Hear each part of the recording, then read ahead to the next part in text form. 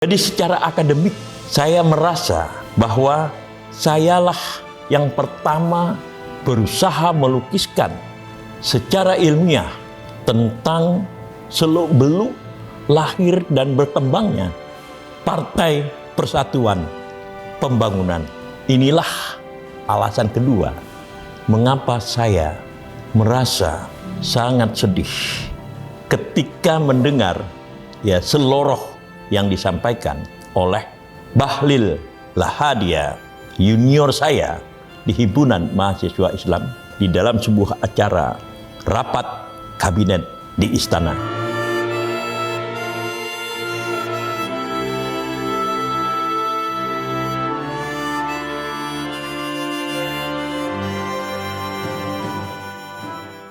Pecinta Indonesia, bangsa dan demokrasi.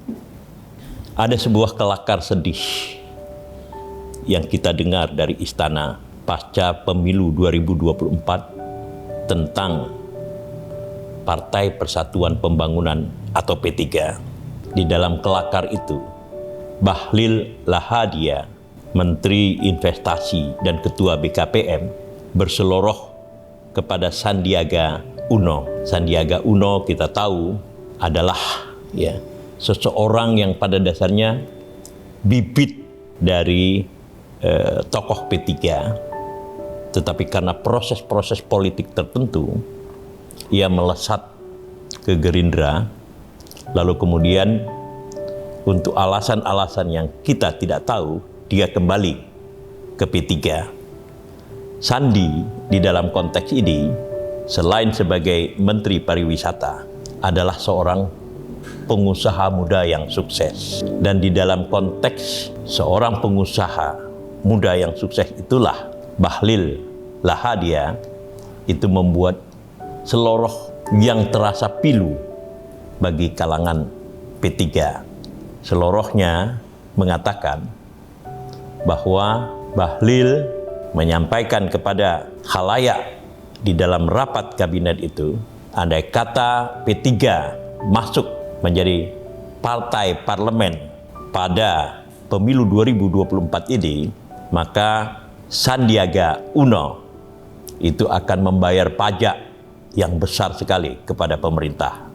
Dan seluruh orang, termasuk Ani, Menteri Keuangan, ikut tertawa karena mereka semua mengetahui pengumuman KPU yang terakhir pada tanggal 20 Maret 2024 menyatakan bahwa Partai Persatuan Pembangunan tidak lolos masuk menjadi partai parlemen karena perolehan suaranya itu berada di bawah 4% dari perolehan suara nasional.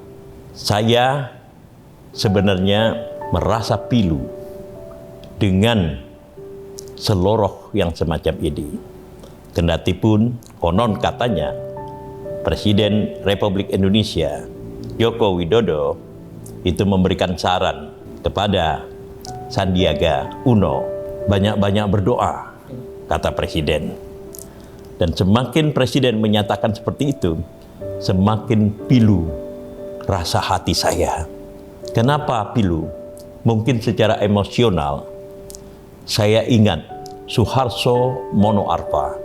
Suharto Mono Arfa itu adalah kawan saya sejak mahasiswa, yang kemudian setelah karir di dalam dunia profesional bisnis melesat, itu bermigrasi ke dalam dunia politik. Dan dia juga meminta pertimbangan saya, apakah dia harus masuk ke dalam dunia politik dan apakah dia harus masuk ke dalam Partai Persatuan Pembangunan. Dan saya pada waktu itu menganggukkan dan mendukung Suharto Mono Arfa masuk menjadi anggota dari Partai Persatuan Pembangunan. Dan kemudian kita tahu oleh proses-proses tertentu, setelah masa baktinya di dalam partai tersebut berlangsung panjang, Suharto Mono Arfa pada akhirnya terpilih menjadi ketua umum Partai Persatuan Pembangunan itu di dalam sebuah muktamar yang berlangsung di Makassar, Sulawesi Selatan. Tetapi kemudian kita tahu oleh proses-proses tertentu juga yang begitu rumit, yang saya terus terang tidak tahu apa sebabnya, Suharto Monoarfa terpental dari posisi pemimpin partai berlambang Ka'bah itu. Dan setelah itu nasibnya kemudian kita lihat sendiri. Partai Persatuan Pembangunan tidak lolos menjadi partai parlemen. Ini mungkin pengalaman atau sesuatu yang bersifat subjektif di dalam pengalaman saya dalam konteks Partai Persatuan Pembangunan. Tapi ada dua hal lagi yang ingin saya tambahkan yang menambah rasa pilu saya terhadap Partai Persatuan Pembangunan. Yang pertama adalah Partai Persatuan Pembangunan sejak masa Orde Baru sampai dengan 1992 itu adalah partai dominan di Aceh. Masyarakat Aceh atau rakyat Aceh itu tidak mengenal partai lain kecuali Partai Persatuan Pembangunan. Di dalam situasi represif kebijakan politik yang dilakukan oleh Orde Baru, rakyat yang datang berbondong-bondong menuju arena kampanye Partai Persatuan Pembangunan di Aceh itu selalu dihalangi oleh aparat negara pada waktu itu. Di zaman Orde Baru, jalan-jalan darat mereka rintangi supaya massa Aceh pendukung Partai Persatuan Pembangunan itu tidak bisa maju atau tidak bisa sampai ke arena kampanye Partai Persatuan Pembangunan. Apa yang dilakukan oleh mereka? Secara serentak, seluruh rakyat Aceh itu mengubah jalannya. Mereka tidak melalui jalan-jalan darat, jalan-jalan darat yang dibangun oleh pemerintah Orde Baru, melainkan melalui jalan laut. Mereka berenang atau menaiki perahu atau menaiki bot-bot atau tongkang-tongkang yang tidak bisa dihalangi oleh aparat negara pada waktu itu. Singkatnya, dukungan rakyat Aceh begitu besar kepada Partai Persatuan Pembangunan. Kekalahan Partai Persatuan Pembangunan di Aceh itu hanya terjadi pada 1992 ketika gubernurnya yaitu Ibrahim Hasan, gubernur Aceh yang sangat teatral memenangkan pertarungan di Aceh. Kendati pun demikian, kekalahan Partai Persatuan Pembangunan di Aceh bukanlah sebuah kehilangan drastis. Tetap saja Partai Persatuan Pembangunan mendapatkan suara yang cukup signifikan. Hanya selisih sedikit dengan apa yang diperoleh oleh golongan karya pada pemilu 1992 itu. Oke, lalu di Jakarta. Di Jakarta juga, khususnya penduduk asli Betawi tidak mengenal partai lain kecuali Partai Persatuan Pembangunan. Di seluruh wilayah Betawi, seperti yang saya alami sebagai anak yang dibesarkan di wilayah Betawi, Partai Persatuan Pembangunan dianggap sebagai partai mereka sendiri dan mereka rela membela partai itu secara mati-matian. Pada pemilu 1977, saya sendiri menyaksikan bagaimana massa berbondong-bondong untuk menghadiri kampanye P3 di Istora Senayan yang waktu itu P3 DKI Jakarta itu dipimpin oleh Hartono. Hartono adalah kawan sejawat dari John Naru, pemimpin umum dari Partai Persatuan Pembangunan. Dan massa yang datang begitu besar. Dan mereka mengatakan kampanye yang mereka hadiri itu sebagai lebaran. Dan banyak sekali masyarakat atau rakyat berlomba-lomba dan meminta sumbangan untuk bisa sekedar membeli atau menyablon kaos. Di dalam arti kata lain, dukungan yang mereka berikan itu bersifat self financing. Jadi bukan partai yang menyebar uang, bukan calon-calon anggota legislatif yang menyebar uang kepada rakyat, melainkan rakyat yang memberikan sumbangan begitu besar. Katimun adalah seorang supir berasal dari Ponorogo, Jawa Timur. Ketika kemudian di sebuah musim kampanye, mobil yang dia kendarainya itu berpapasan dengan truk-truk yang membawa anggota P3 menuju ke arena kampanye, Katimun kemudian meraih tangannya ke samping kursinya dan mengambil beberapa sisir pisang dan dia lemparkan ke truk pengangkut para peserta kampanye Partai Persatuan Pembangunan itu. Pisang yang dilemparkan itu adalah bagian dari self-financing yang dilakukan oleh para supporters Partai Persatuan Pembangunan itu. Dalam arti kata lain, saya ingin mengatakan dengan contoh-contoh yang saya berikan bahwa Partai Persatuan Pembangunan rooted within the people, rooted within the supporters of this political party. Ini adalah sebuah masa yang tidak pernah bisa diulangi lagi ketika perubahan tetap berlangsung. Akan tetapi harus saya katakan di sini adalah bahwa oleh proses-proses represi politik yang begitu besar, muncul sebuah fenomena yang paling menarik dan mungkin juga tidak pernah terulang di masa-masa yang akan datang, yaitu apa yang disebut dengan mega bintang. Ketika itu kita tahu Partai Demokrasi Indonesia, belum ada P-nya, belum ada perjuangannya pada waktu itu dipimpin oleh Megawati dalam sebuah hasil kongres luar biasa. Kalau saya tidak salah, itu berlangsung di Surabaya. Akan tetapi, pemerintah Orde Baru itu tidak menyetujui Megawati terpilih sebagai Ketua Umum PDI. Dan karena itu kemudian pada Juni 1996, markas dari PDI diserbu. Sebagai akibatnya kemudian sebagian besar pendukung PDI pada waktu itu mencabut dukungannya kepada partai itu karena Megawati tidak lagi menjadi pemimpin di sana.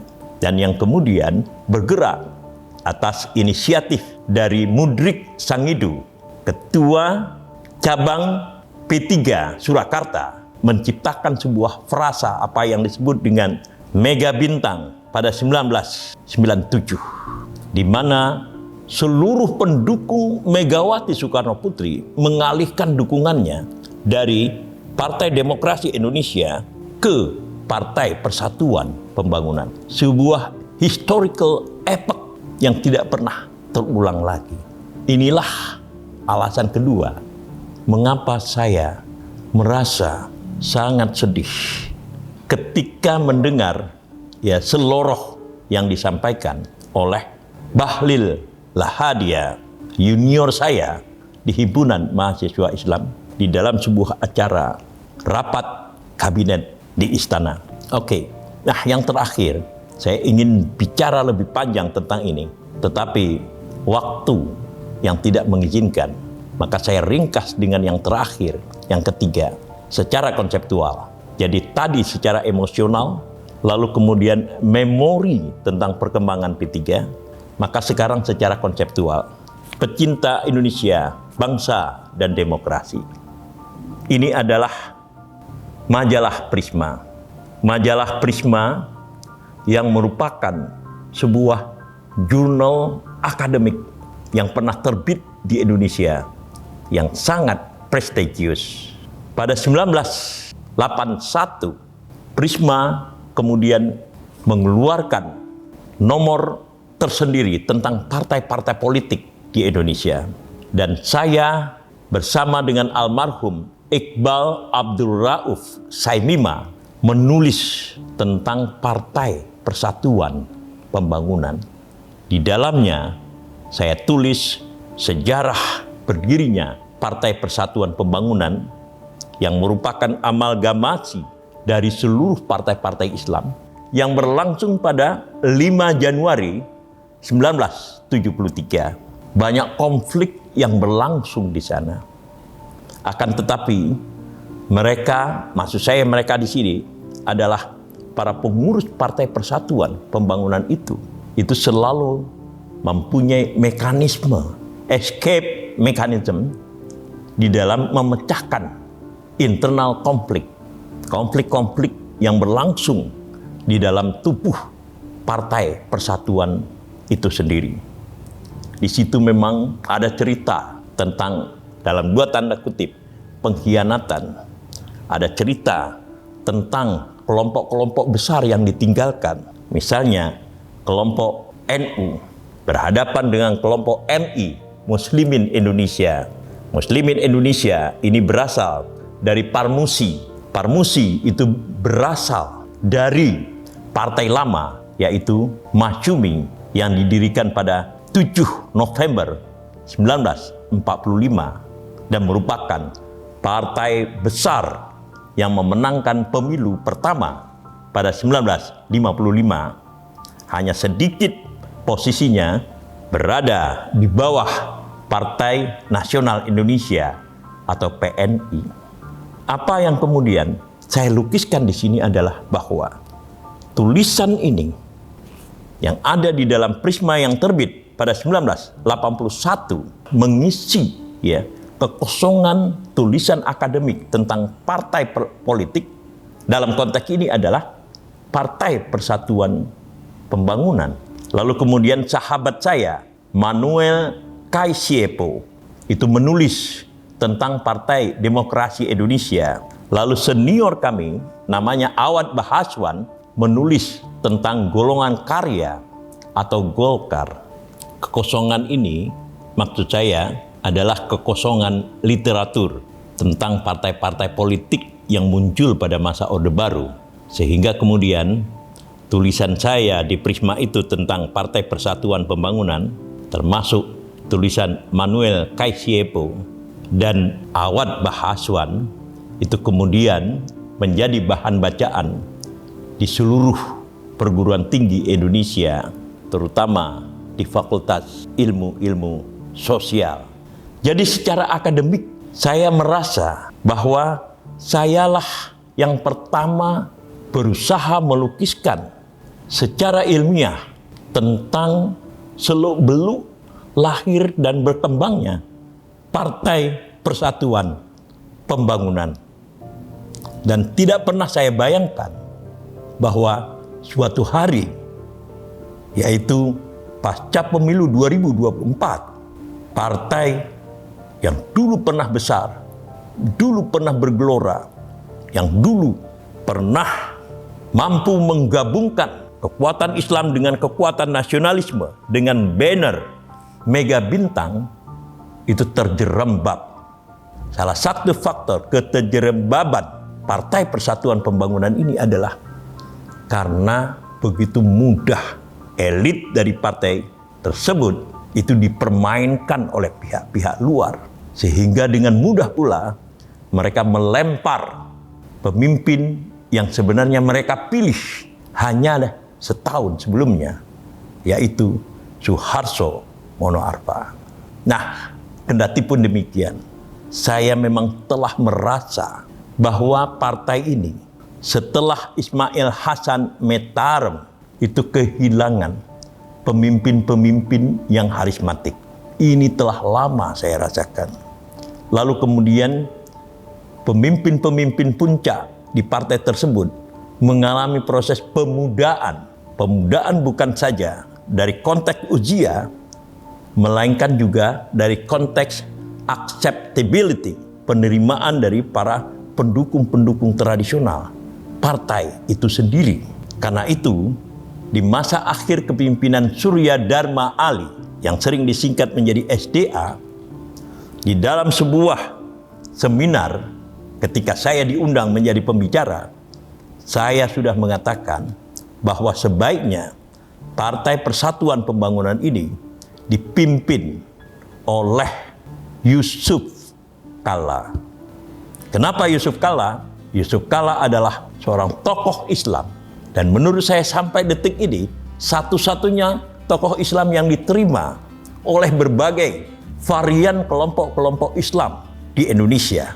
Karena dalam analisa saya, Partai Persatuan Pembangunan yang dibutuhkan adalah seorang pemimpin yang mempunyai pengaruh, mungkin bisa disebut juga karisma dalam konteks ini, yang mampu menjembatani seluruh kelompok-kelompok Islam Indonesia. Dan terus terang saya tidak melihat ada tokoh sekaliber itu di dalam P3 pada masa Surya Dharma Ali, apalagi kemudian berkembang sampai pada detik ini.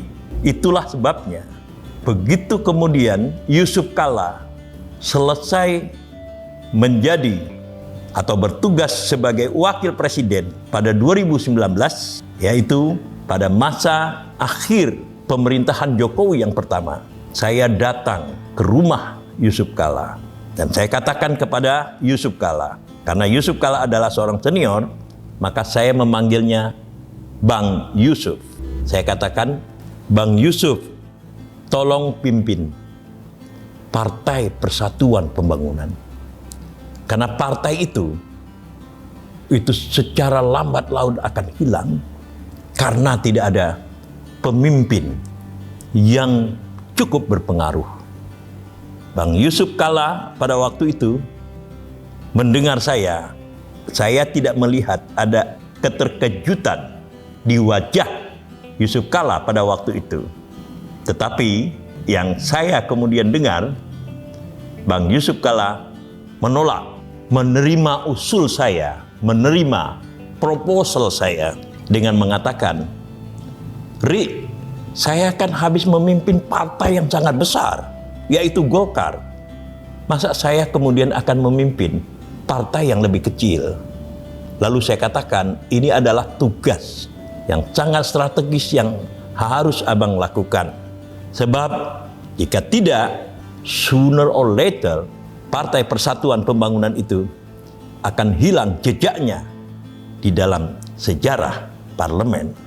Hari ini kita melihat Partai Persatuan Pembangunan tidak masuk menjadi partai parlemen.